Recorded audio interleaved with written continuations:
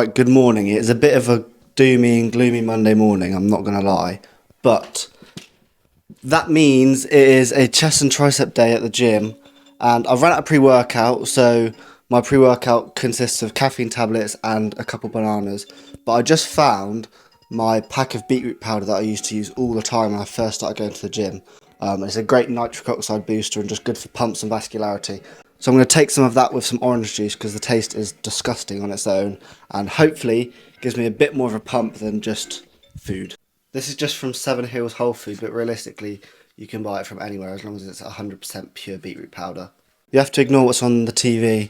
My parents put it on for the dogs because we're just about to get a new puppy, so apparently it's great for keeping dogs calm and stuff. But anyway, if I just put you here, you can take as much as you want, but you don't really need much more than like between a teaspoon and a tablespoon. So I'm going to put it's tropical juice actually, not orange juice.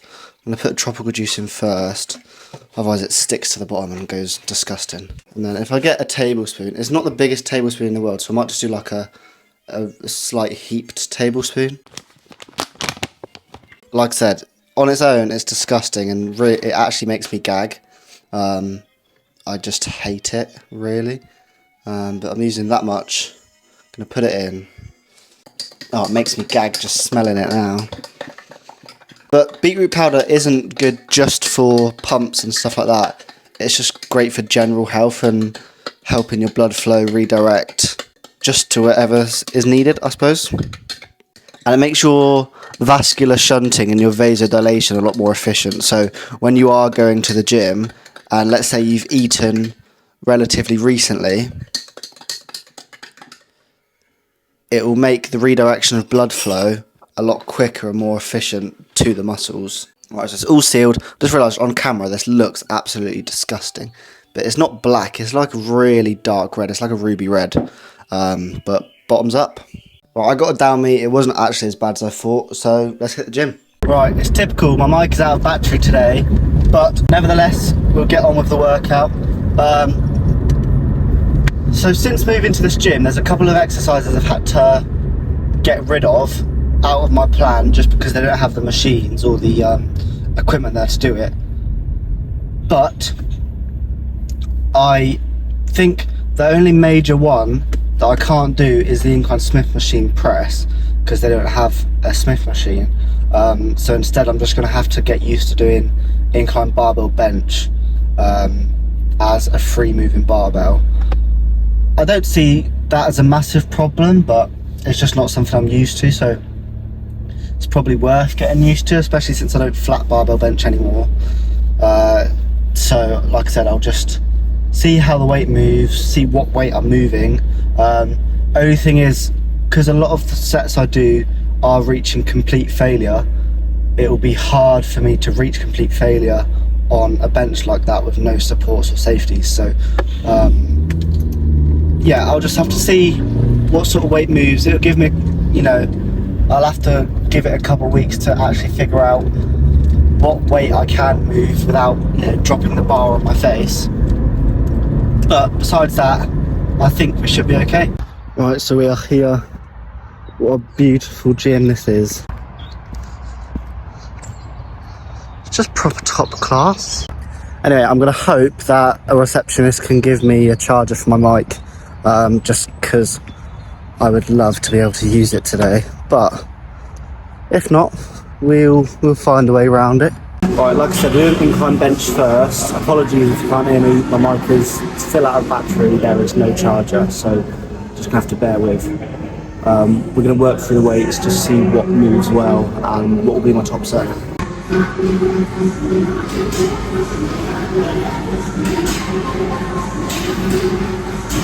Right, so I feel relatively comfortable re-racking it anyway. So I'll stick a 20 on each side, that's 60, so we'll see how that goes.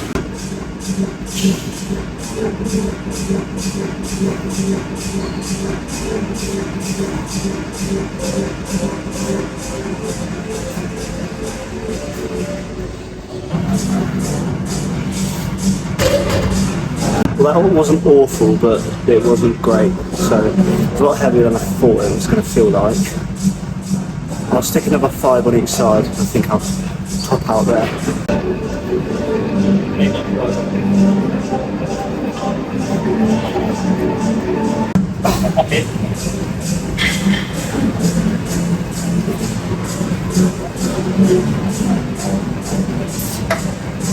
come forward just a little bit, do you reckon?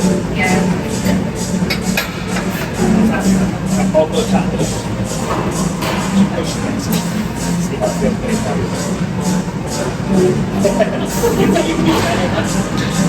Let's try 10 seconds. Relax. First bit.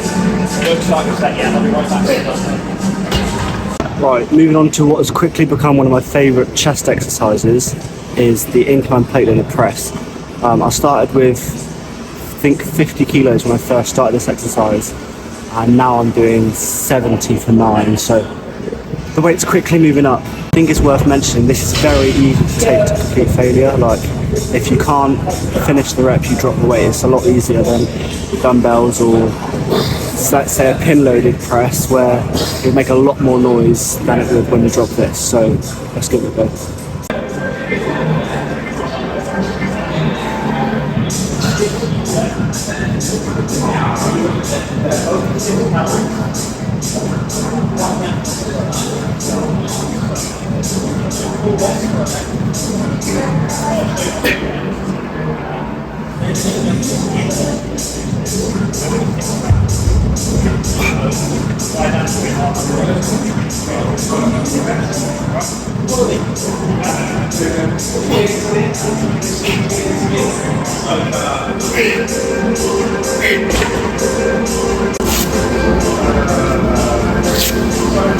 So that was actually one more rep than I normally get, so I got 10, and on my previous set I got 9, so as you can see there's still improvement even when I'm getting to the higher weights, or a lot higher than I first started doing. So that is that set done. So we're going to move on to our last pressing exercise and then finish off with a fly and then hit some triceps and a bit of shoulders. Right, well if you follow my TikTok you'll know this is like my staple exercise for chest, just because of the constant resistance it has, as well as the fact I'm still progressing on it. I don't see any reason to not do it anymore, and I love it. So if you get to an exercise that has all 3 of them things, why would you change it?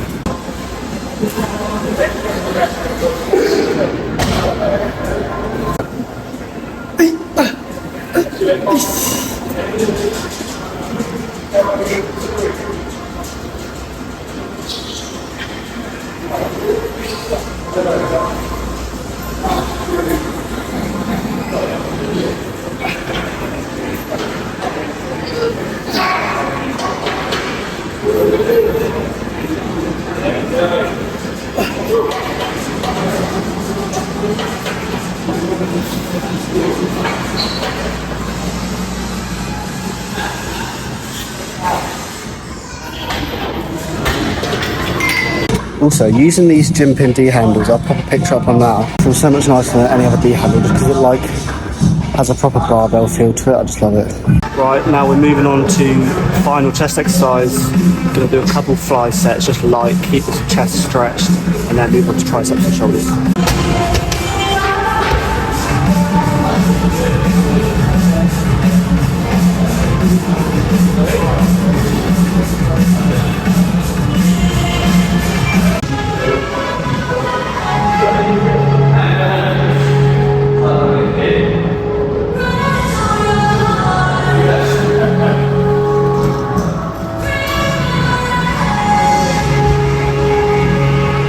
Right, moving on to triceps. We're starting off with tricep pull down with gym pins, extra long tricep rope. I love gym pin equipment, and code lochie for 10% off.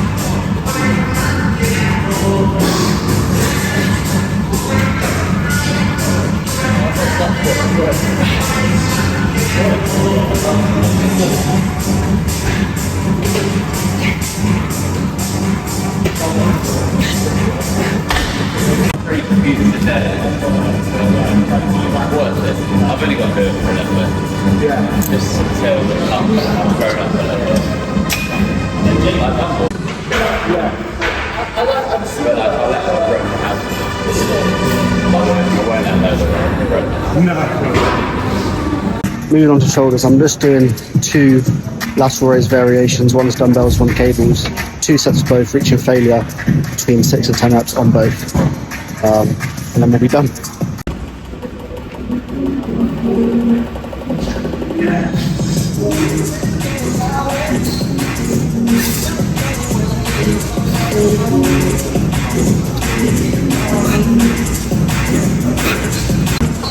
So what I think I'll do is do one more set of these, drop set it to like 16, finish there, and then do 2 sets of classic cable lateral raises. Like I said before, it'll be slightly lighter if I've done a drop set on this, but I want a bit of an extra pump on this.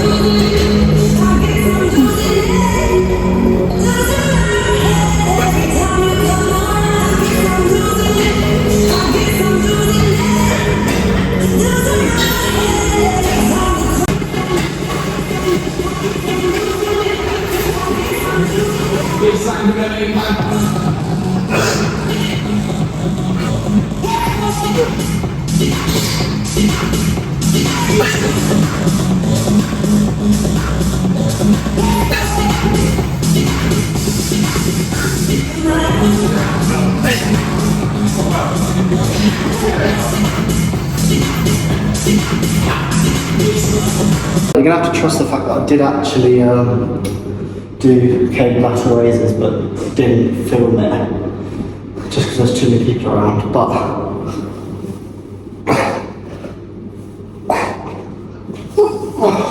you know the bolt's working when you can't get your vest off. Check the pump.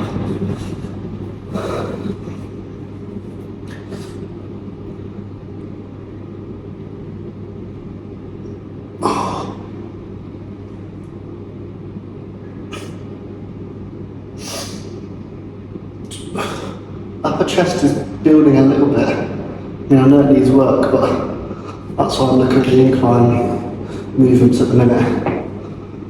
And you might be thinking, oh Lockie, why don't you do front delts on your push day? It's because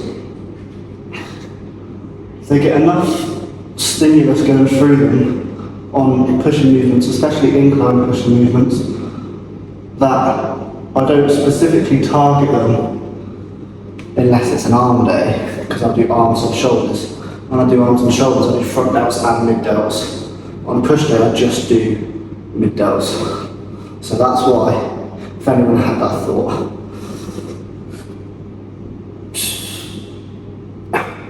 Shoulders are definitely getting there. It's been my weak point for a while. The muscle bellies in my shoulders aren't the best, and they insert quite low, so they only really appear when I either flex them like this, or if I roll traps forward, get them out here.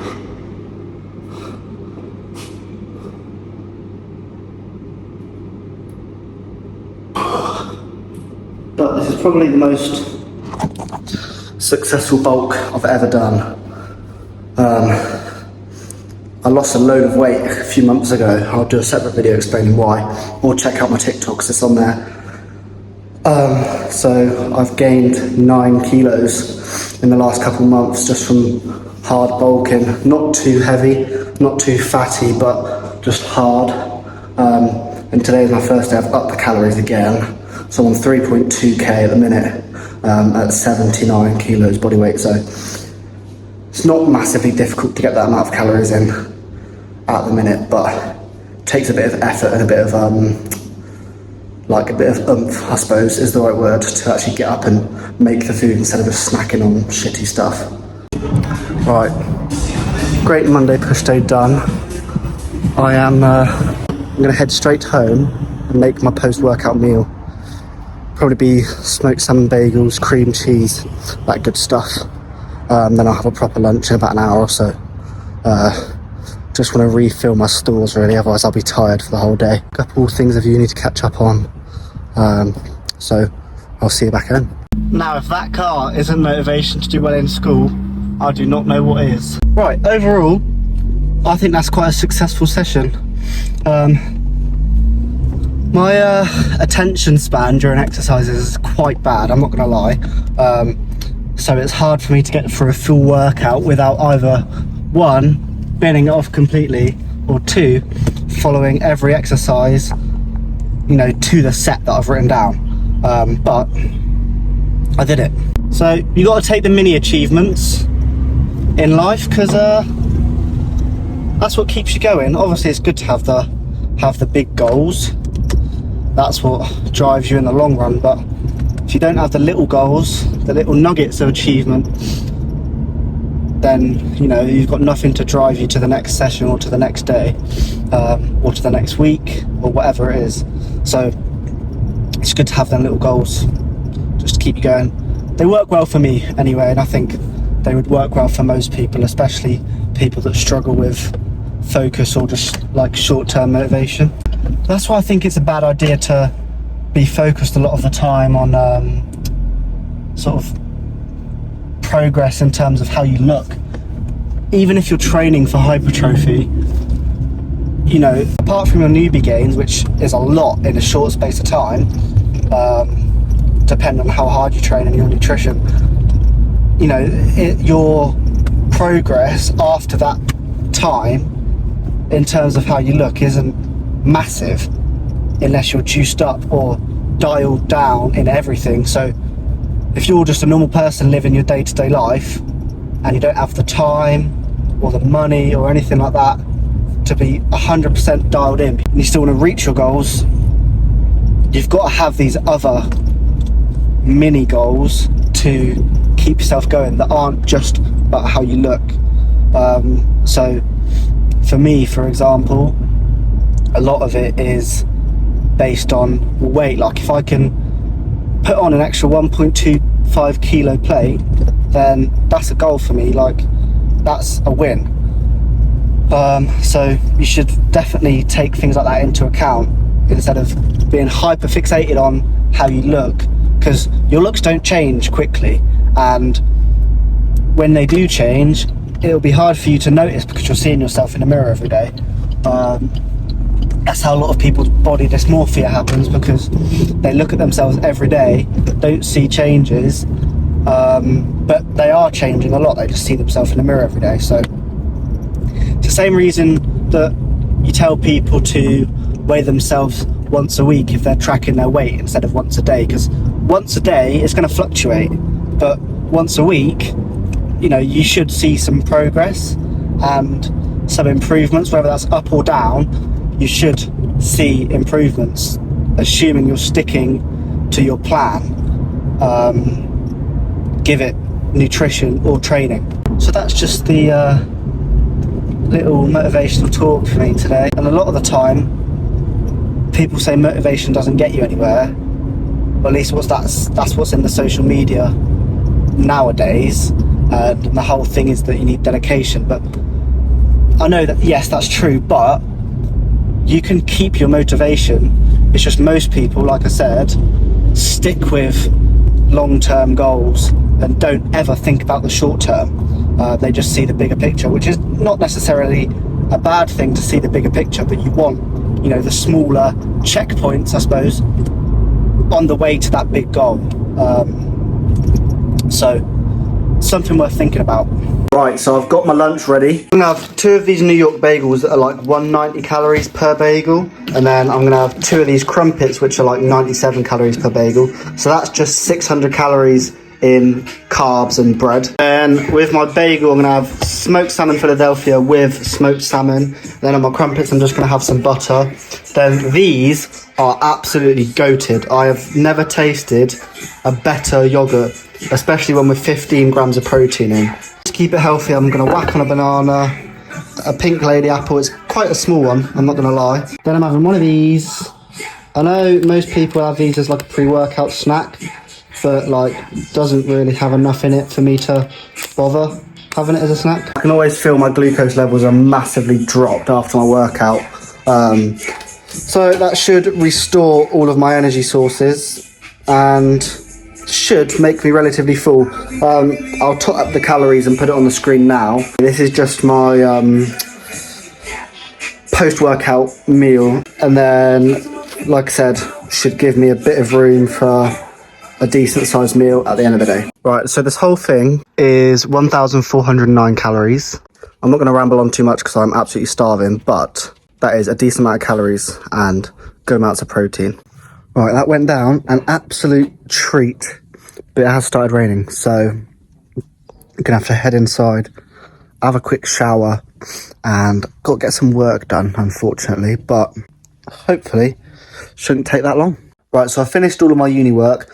It was mainly my nutrition module that was involving like how to research proper nutrition literature, as opposed to just using Google Scholar to search things up, and making sure it's accurate and reliable, basically, which was quite fun.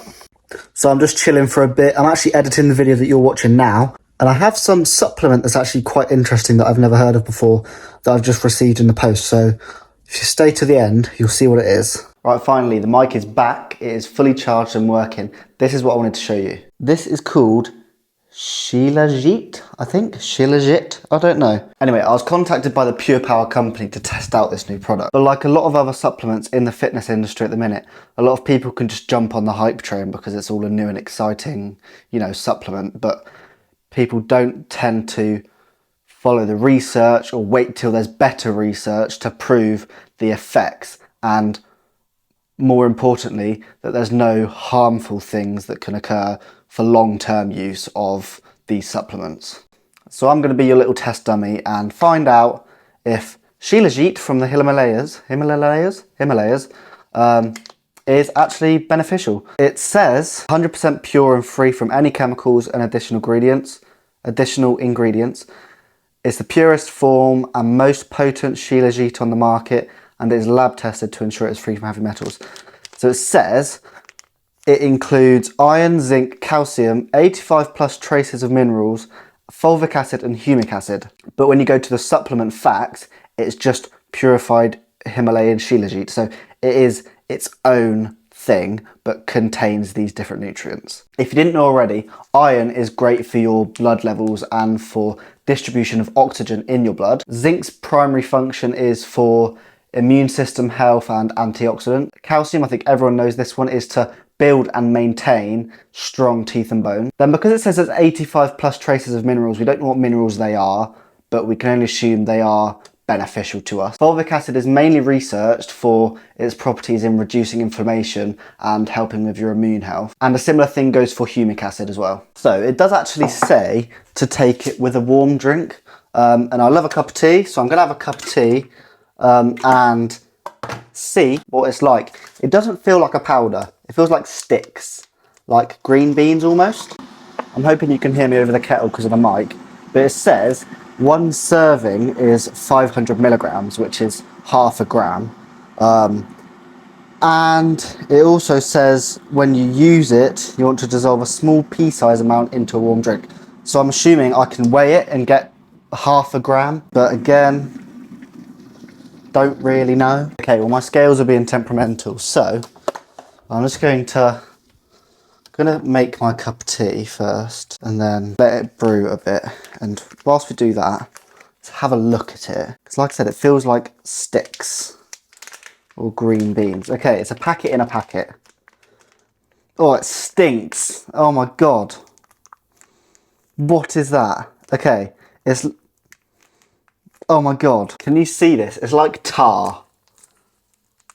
No wonder. No, it's a packet in a packet in a packet.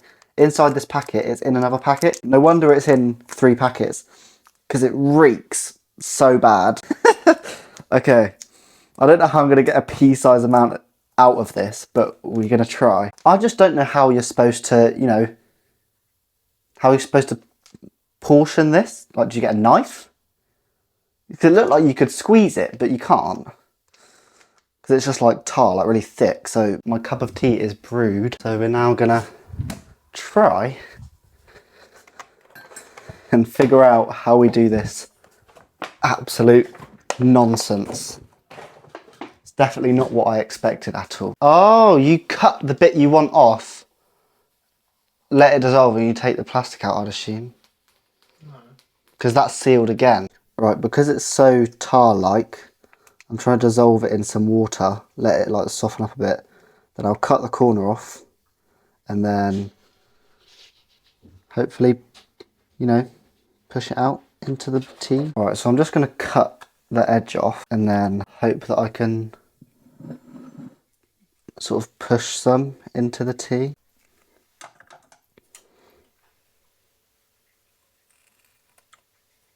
There you go. That was a pea-sized amount. I think I might have put some plastic in there too, but I'll have to fish it out or just hope I don't swallow it. I'm going to give it a bit of a stir because I don't want to pick up the lump in my mouth. I think it's dissolved. Yeah, I think it's dissolved. So, gonna give it like 2 more minutes, let it dissolve properly, and then I'll try it. Right, I'm giving it a try. It did say try it on an empty stomach, and I haven't eaten in about 3 hours. I know it's a big meal, but it's been about 3 hours, so I should have an empty stomach right now. Right, I'm gonna try it. It does smell like it a little bit, I'm not gonna lie. If it tastes like it, I'm not drinking it. Okay, you can't taste it, I don't think. No, you can't taste it, but it does kind of put you off it because it smells bad. I don't know if it's worth it. You know, I don't know. One, I don't know if the benefits are all, you know, super worth doing it for. And two, it just doesn't smell great. So I'm not gonna lie. Smell is like really bad. It smells so bad, just like tar. Even when it's in your drink, you can smell it as you sip it. And taste doesn't taste like anything. Well, at least in the drink it doesn't. So I think given all of that, and it's a hassle to get out, I just don't think it's worth it, to be honest. It's not super researched, and I think it's a bit of a marketing technique to say it's from the Himalayas. Not saying it's not from the Himalayas, but my point is, you know, people see that and think, oh yeah, it's like, must be nice and fresh, or, you know, whatever. But just not for me. Right, so the sun is going down and it's been a good day, to be fair. Today's session was proper mint, had great calories all round. Still yet to have dinner, but I've got like 1,000 calories left for the day, so I won't struggle to reach that. And tried a new supplement that, you know, wasn't quite what we were expecting, but I think it's worth a try. It's always worth trying these new things because you don't know what works best, do you? But yeah, catch you next time.